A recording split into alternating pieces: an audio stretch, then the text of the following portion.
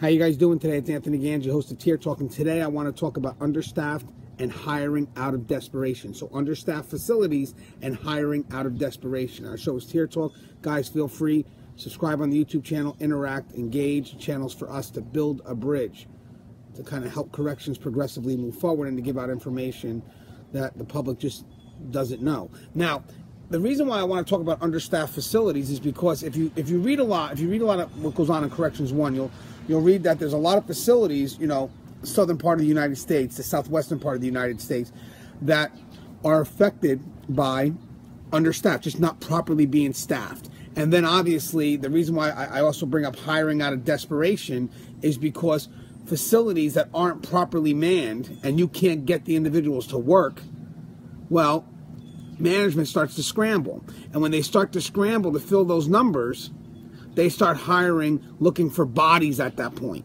They become desperate. And therefore you lose out on the quality, the people that you would want in these positions. And you start looking just to fill numbers. And that's scary for anybody that's on the front line.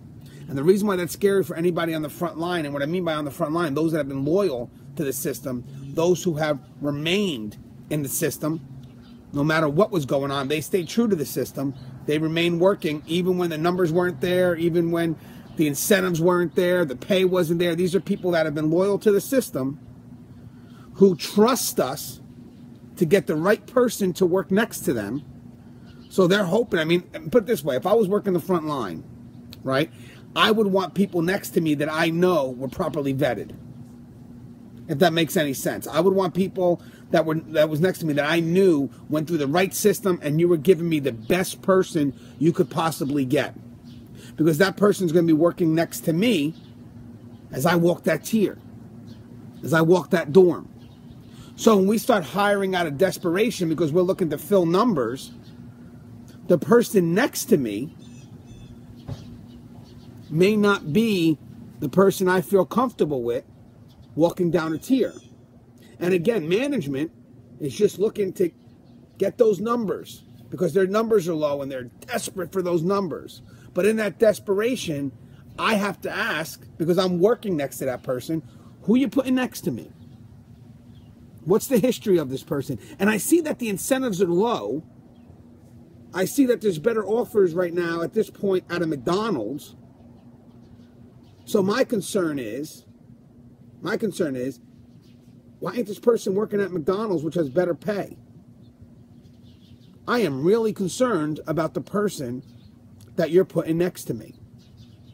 And again, that's where we're at this point because the numbers are so low in some states.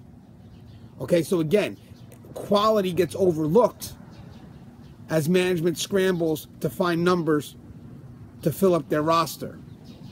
So quality gets overlooked, quantity trumps, and at that point, we're lowering the criteria, we're lowering the standards it takes to get hired, the process. And next thing you know, the person next to me, because I'm on the front line, let's say, because I'm the one that's most affected by the people you're going to put through the system, are you putting my life at risk? That's a concern. Now, when it comes to understaffed facilities, again, that's the hiring out of desperation aspect. I wanted to get that out of the way. When it comes to understaffed facilities, these are the concerns that I have, and I hope I mentioned these concerns. You look at it and say, wow, if these are the concerns, how can we rectify that? And I'm going to supply, in my opinion, how I feel we should rectify that. Okay, because these are important concerns that I believe should be addressed on a universal level. Now, there is no ratio of inmate to officer. That's the funny thing, guys. I looked at it, I tried to come up with one. There's just no ratio. Okay, so believe it or not, there really is no standard number of how many officers to an inmate. I looked at it, I tried to see if there's a national number. There's just nothing. So basically, in my opinion, when you're looking to decide what that number should be, you have to look at the layout of the facility and at all times the safety of staff that's supervising them. Okay, so it's the layout of the facility and the safety of staff. That's key. That's key in order to decide what type of ratio should we have when it comes to inmate to officer. And when I say safety of staff, you have to picture yourself being that frontline staff member, feel their vulnerability, and think to yourself, what can I do to lift that vulnerability that can make that officer feel more effective?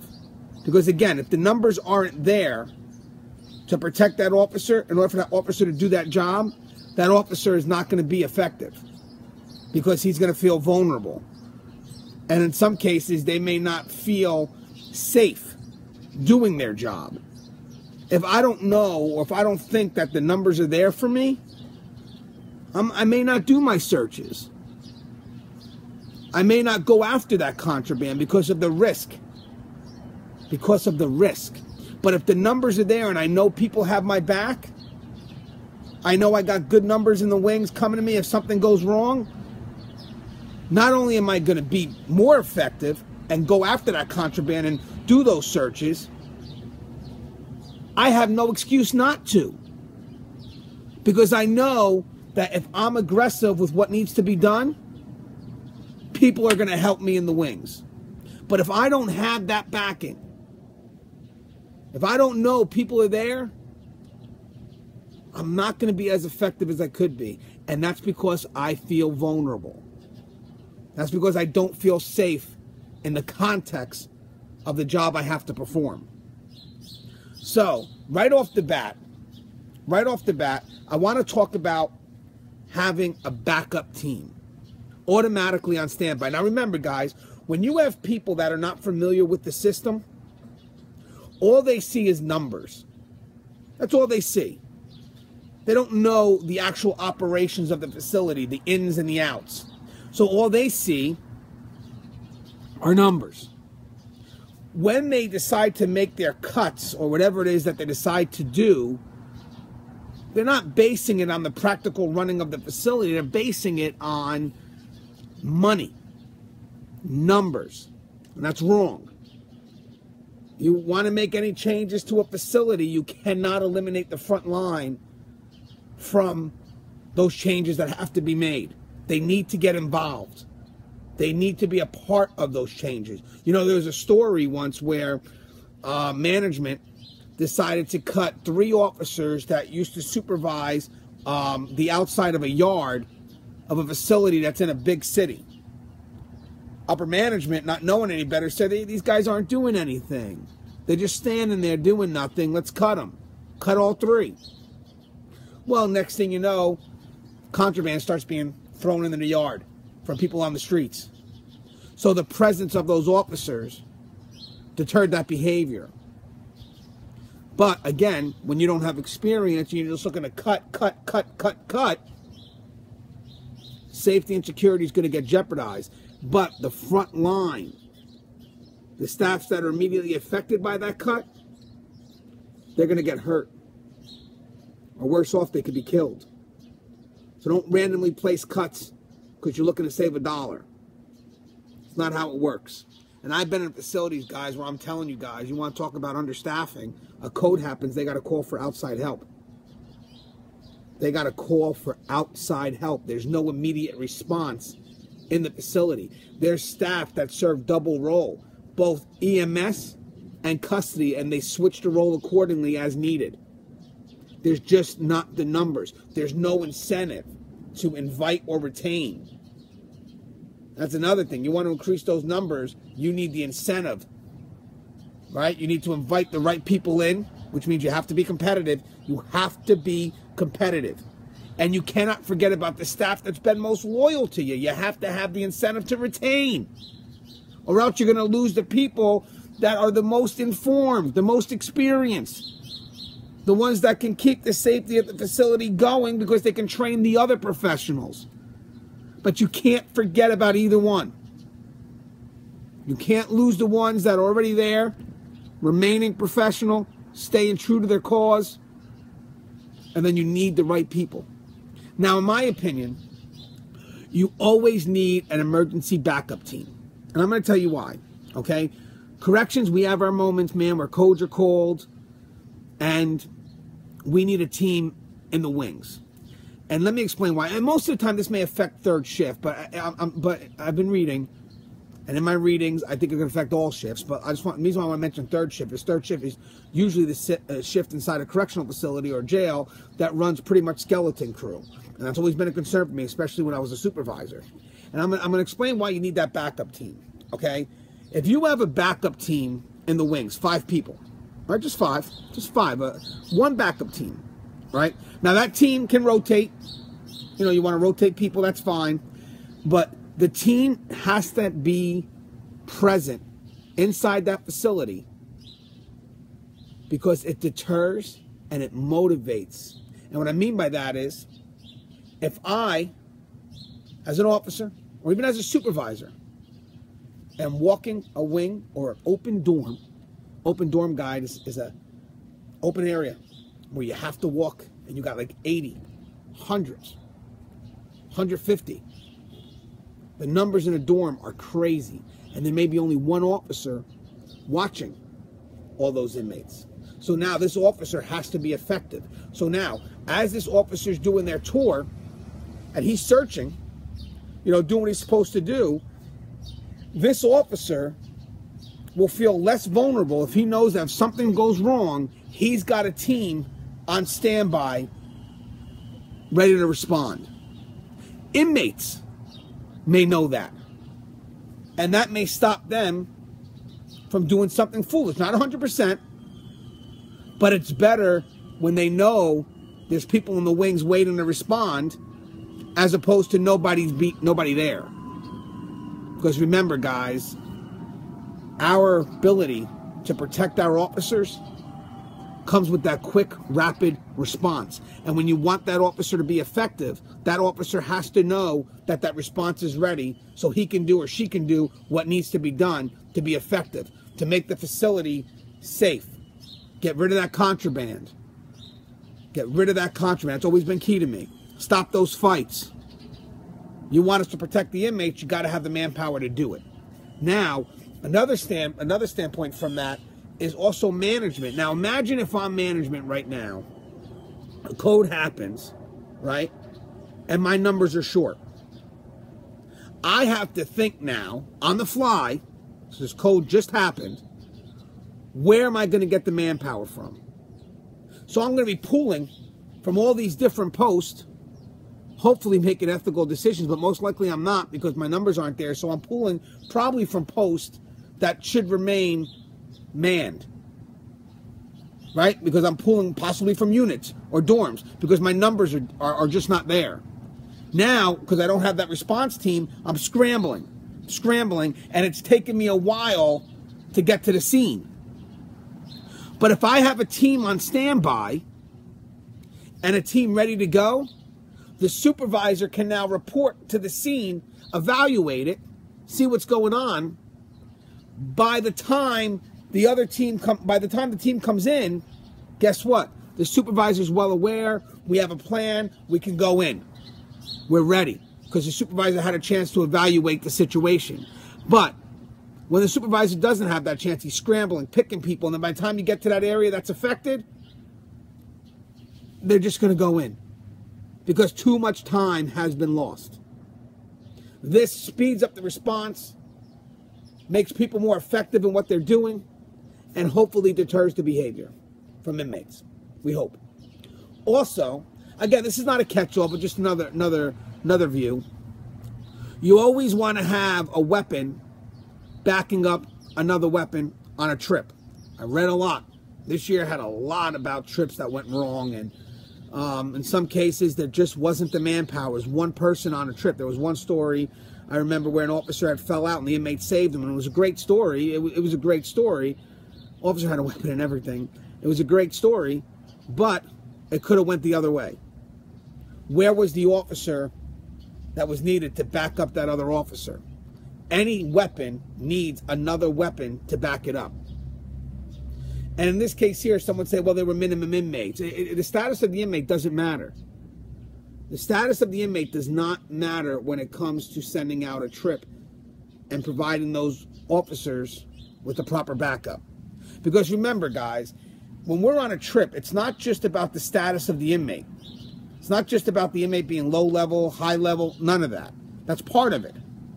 But you also have the fact that you have to protect the public. But another least known fact is that you also have to protect the inmate that you're on the trip for. And sometimes inmates, they got enemies out there. So you're leaving staff vulnerable, you're leaving the inmate vulnerable, you're leaving the public vulnerable when you don't provide the proper manpower. So you have to look at more than just the status of the inmate when you're planning a trip.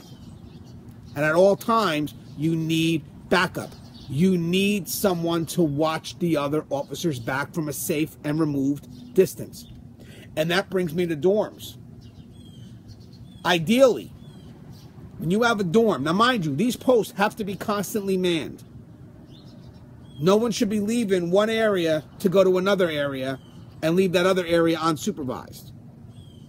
You have to have enough manpower, minimal, to keep these officers situated at their posts. Constant eyes, direct supervision, whatever's needed.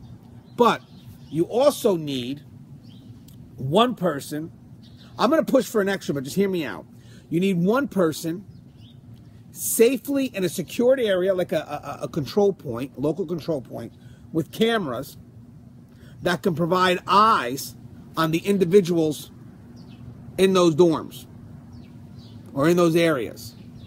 That means that you have the one officer that would walk in the dorm, and then you have another officer in a secured local control point watching maybe one or two units through a monitor, keeping an eye on that officer that's walking in that dorm and making sure every blind spot's covered.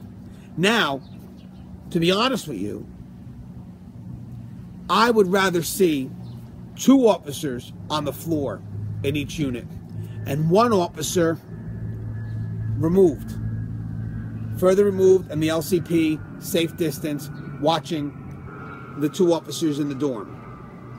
The reason why I would like to see two is because the immediate need to get that other officer's back. That's an immediate need. You want to have two because, again, let's say I'm doing searches. If I'm searching a dorm, searching dorms are hard because the areas are open, the inmates are all around. So usually when you search a dorm, what you do is, if you have, let's say you're checking a bed, you're going to move that inmate aside, the inmate that owns that bed. That's his bed, her bed. You're going to move them aside and you're going to do your search. And in some cases here, some states actually have, and I disagree with this 100%, some states actually have the inmate is allowed to watch the officer do the search. And that is such a potential danger for that officer. Because the moment the officer gets close to that contraband or that item that the inmate does not want to be found, that officer is extremely vulnerable. And that inmate may come at them. So you really do need somebody to keep eyes on that unit, why that officer is doing what needs to be done. And you have the eyes in the LCP, but you need the immediate eyes. Because at that point, that officer is putting themselves in a very vulnerable position, so you got to strengthen his position or her position by having someone standing there next to them. This way, while that inmate is watching that officer searching, you're watching that inmate. That's the key. And again, these are just understaffed concerns. These are you know, the hiring out of desperation, because guys, right now, it's happening. You got staff right now that are so tired because they're working 4 days a week, 16-hour days in a row. Some of them driving an hour and a half to their respective facility and then having to drive back. Imagine working 4 16-hour shifts in a row and then having to drive an hour and a half home and then an hour and a half back, knowing that the facility will punish you if you call out sick, even though you've been mandated for 4 days, 16 hours, work days. And I know in the meantime, some facilities have tried to switch to 12-hour shifts. Those answers are only temporary. You still need the proper numbers. Switching the shifts are just in some cases acts of desperation because you can't get the numbers, when you should be going back to the drawing board and find out, hey, what incentives do we need? How do we get these officers? How do we get people to want to become officers? How do we keep the ones we have? Because you could fix the symptom, but that you're not fixing the disease.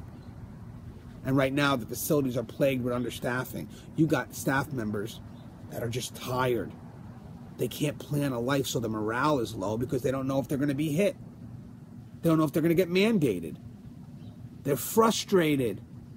And when you have a facility that's angry and the morale is low, the inmates will use that to divide, because we've given them the perfect environment, an environment that's frustrated, an environment that is us versus them mentality. When I say us versus them, it's not officers versus inmates. It's officers versus administration, officers versus management. Then you have a facility that's just in jeopardy. Not going to be able to save any lives.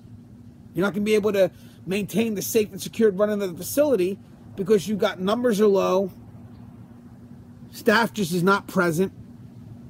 You're hiring people because you're desperate, not because they're good for the job, but because you're desperate. And these are the only people that want the job. So in short, what we need to do is we need to go back to the drawing board, talk to the front line, and say, how can we make this better? What is it that we need? And if you have to affect change, and let's say there is a budget concern, and you have to affect change, go to the front line. Before you cut any post, go to the front line and say, hey, listen, if I cut this post, what's the effect? What am I not seeing? That's key. Because when you're in management and you're far removed, you're not going to see the domino effect. All you're going to see is the immediate. Custody will give you the domino effect, or front line will give you the domino effect. Yeah, I know you want to cut this because you believe that this person may just be standing there. Well, guess what? This person is responsible for these things that you may not see. Like as I mentioned, the team on standby. If you have management that just doesn't know any better, they're going to think the team doesn't do anything. Team does a lot. The presence of that team does a lot. Motivates, deters. So the thing is, before we go crazy and we just randomly cut because the priority is on money and not on human lives, you're going to see that consequence. And then you're going to have to explain to the families why you were more worried about saving $1 than you were about that person who risked their lives every day, sacrificed themselves for the public every day, but you were still worried about saving $1 or $2. And then one day you're going to have to justify those cuts because people are going to get hurt. Officers or frontline staff is going to get killed. And then you're going to have to justify those changes. And when you go to justify those changes, are you actually going to say that you did it to save $1? That you did it to save money? Because that's not going to hold up in a civil suit. It's not going to hold up in the courts when the family says, you killed my loved one. You made cuts without thinking about them, or you put people next to them without properly vetting them. Who's responsible? Management. Even though if the inmate's the one that takes him out, you're responsible because you are responsible for the safety of the staff that work there. You don't want to properly staff a facility? This is what happens. Do what you can to get the numbers up. Take care of those that remain in the system. Stay true to the fight. Because those are the ones that we're going to need because they know the facility is the best. When you want to implement changes, talk to that front line. What's needed? How can I make this better? If I did this, what's the outcome? Some of the best supervisors I've ever worked with sat down with us, chatted with us, got to know us, got to understand the needs of the facility by understanding our needs. The people that worked that front line, they realized we weren't isolated. You want to make a change to the facility, let's see how that works best with custody. Let's see how that works best with frontline staff. Because the last thing I want to do is make a change that's going to get somebody hurt. Because I don't want to make that phone call knowing in the back of my mind that I was responsible for that individual losing their life. I don't want that responsibility. So when I make changes, I'm going to listen to that front line and do the best I can to make sure that I can be effective. But in order for me to do that, I have to give my front line the proper tools and equipment, which we will talk about in another show, but the support they need to be effective. I need to provide them with manpower, not just quantity, quality, which means I'm going to have to dig deep and get the right people for the right job. As always, guys, love you guys. Stay safe. The show is Tier Talk. Please like, subscribe to the channel. It's a great venue for us to learn about what's going on in corrections. Love you guys. Stay safe.